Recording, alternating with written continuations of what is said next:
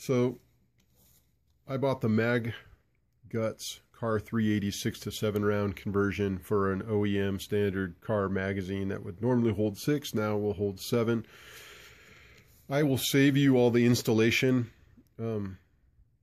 information, as there's another video that shows you how to install this, but let me give you my thoughts on it prior to me actually going out and shooting it.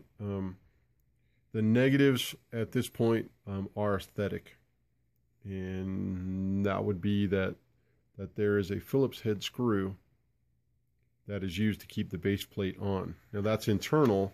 It acts just like the original, but it looks kind of hokey, and I don't like it.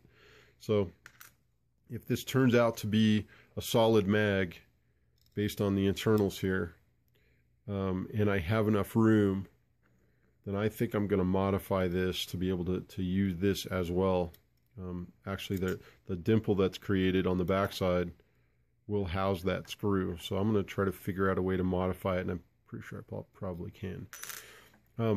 Talking about this magazine, the follower looks very Chip McCormick style. If anybody's looked at the Chip McCormick 45s,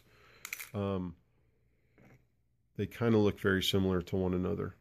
And that's a good thing, because I like Chip McCormick. Chip McCormick stuff has always worked for me.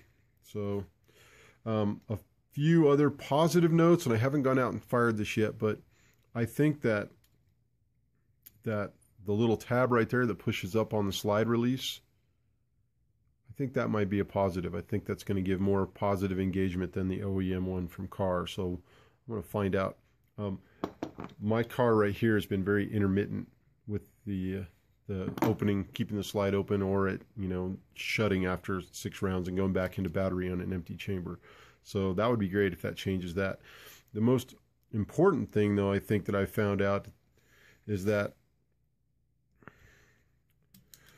Winchester decided that their bulk ammunition, or their Winchester white box, would be loaded with a truncated flat 380 bullet. Why they chose to do that, I have no idea. It sounds very stupid to me, but it is what it is.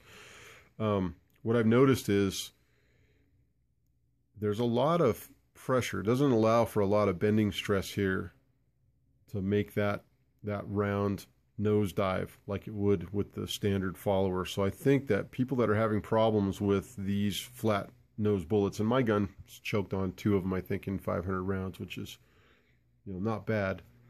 But I think this might solve the problem of the nosediving, and I'm very hopeful. And when I loaded 6 of them up and hand cycled, which I know hand cycling doesn't mean anything, so it's not firing the gun, none of these rounds were able to nosedive. They've all fed in the chamber just fine. So I'm going to get out there and I'm going to fire it. Also, Mag Guts has the instruction manual on how to assemble the Mag Guts. They come in 5 parts, which is the follower, the 2 springs, the spring coupler, and the lock plate on the bottom. So I'm going to get out there and fire some. And, $21, $3 shipping.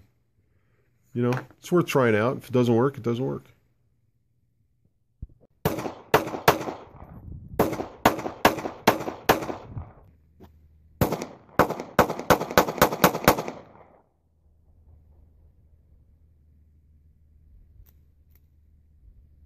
Damn.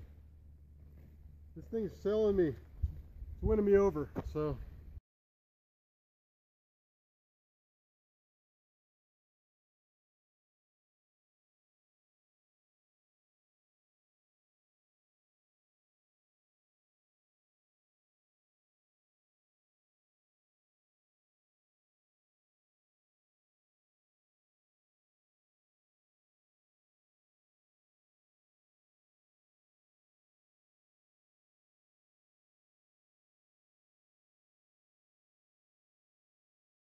This is the consequence of people that have no regard for themselves, no regard for anybody else, and certainly no regard for the public lands that we're probably going to lose, because this has become a wasteland.